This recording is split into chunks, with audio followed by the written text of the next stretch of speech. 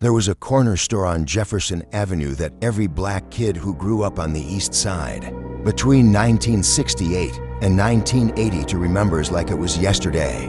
Not because it had the best candy or the coldest sodas, though it had both, but because Mr. Samuel's store was where the neighborhood came together, where news traveled faster than the phone lines, and where a brown paper bag could hold more than just groceries, it could hold dignity.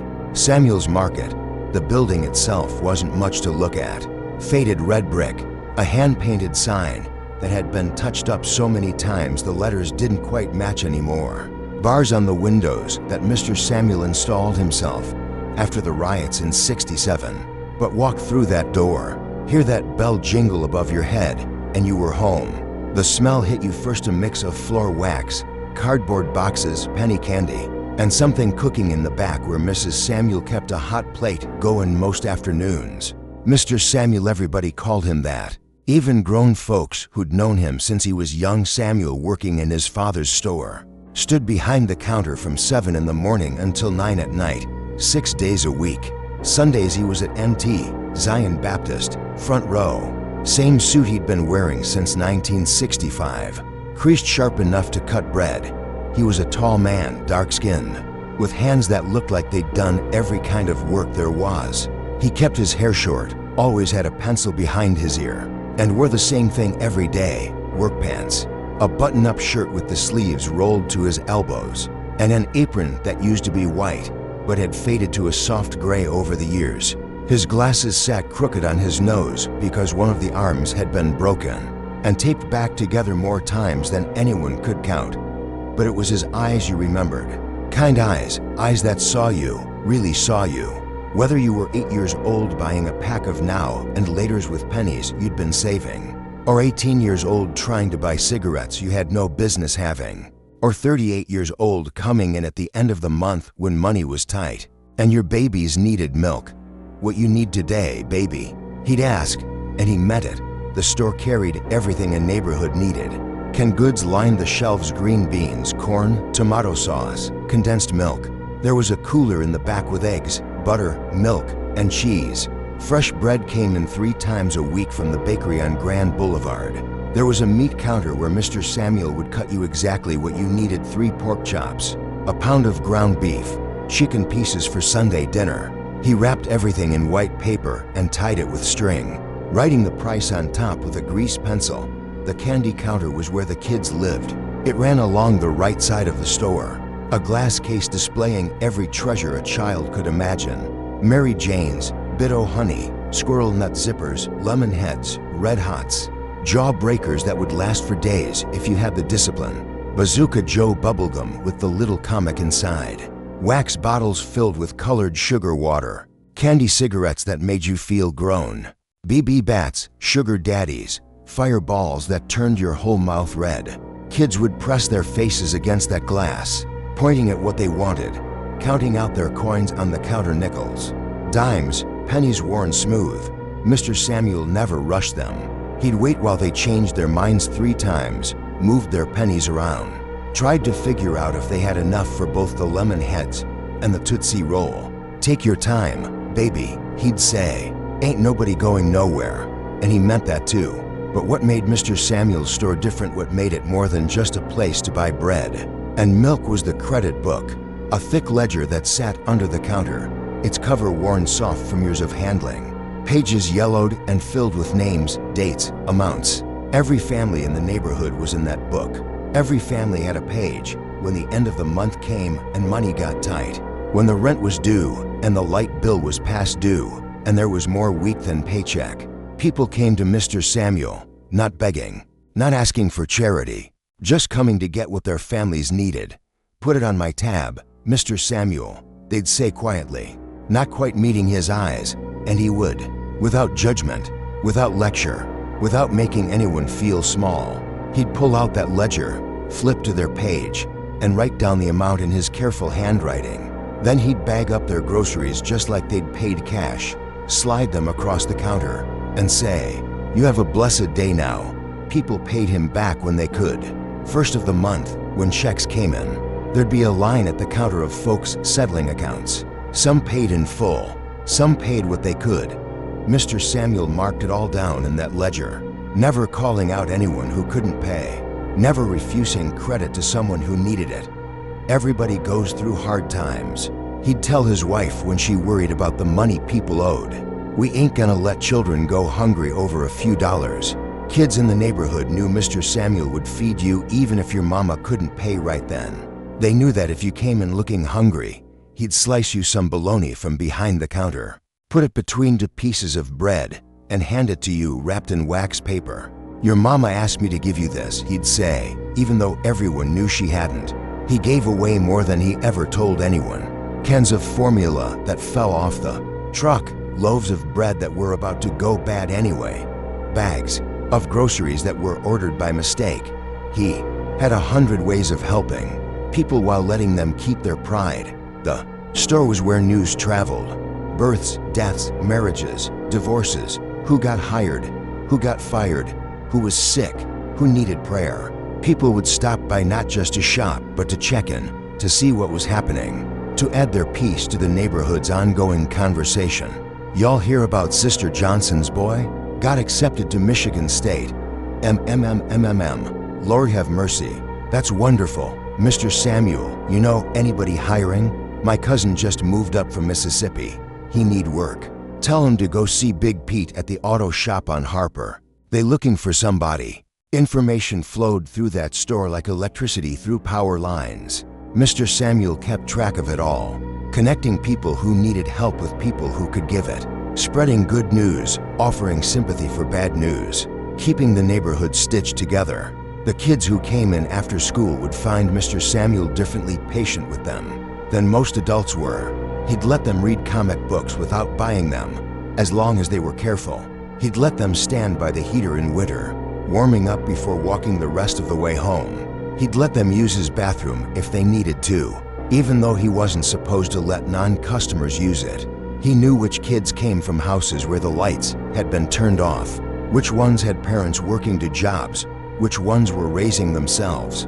He watched out for them in the quiet ways that mattered, making sure they had something to eat, asking about their grades, remembering their birthdays, being one steady, reliable presence in lives that often felt unsteady.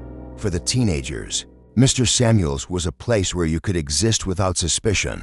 Other stores followed black kids around, watched them like they were thieves in waiting, made them leave their backpacks at the counter. Not Mr. Samuel. He trusted you until you gave him a reason not to, and most kids never did, because disappointing Mr. Samuel felt worse than disappointing just about anybody. He'd talk to the young men hanging around outside, not chasing them off but asking about their plans, their dreams, what they were going to do with themselves. Some listened, some didn't, but he kept talking anyway, planting seeds that might take root later. "You're smart enough to do anything you want in this world," he'd tell them. "Don't let nobody convince you otherwise, not even yourself." The older folks treated Mr. Samuel's like their living room. They'd come in, buy a newspaper and a coffee, and sit on the bench outside talking for hours. Mr. Samuel would come out when he could, join the conversation, laugh at jokes he'd heard 100 times before, offer his opinion on everything from politics to who was going to win the pennant. His wife, Mrs. Samuel, helped in the store on Saturdays and during the week when he needed her. She was smaller than him, with eyes just as kind and hands just as busy. She kept the shelves stocked, swept the floors, and made sure there were fresh flowers by the register, usually something simple. She'd pick from their garden, zinnias, marigolds, black-eyed, Susans. Together they built something that was more than a business. It was an institution, a gathering place, a lifeline.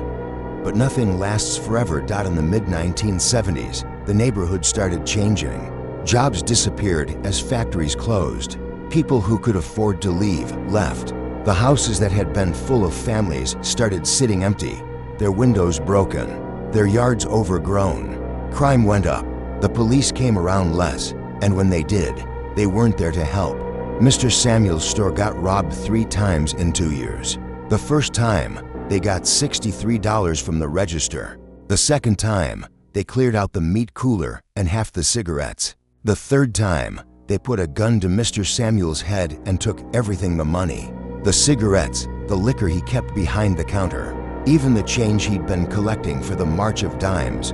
After that third robbery, Mrs. Samuel begged him to close down. "It ain't safe anymore, Samuel. They could have killed you. Where these people gonna shop if I close?" he asked. "The Kroger's for miles away, and half the folks around here don't have cars. They need the store." So he stayed, but the store changed.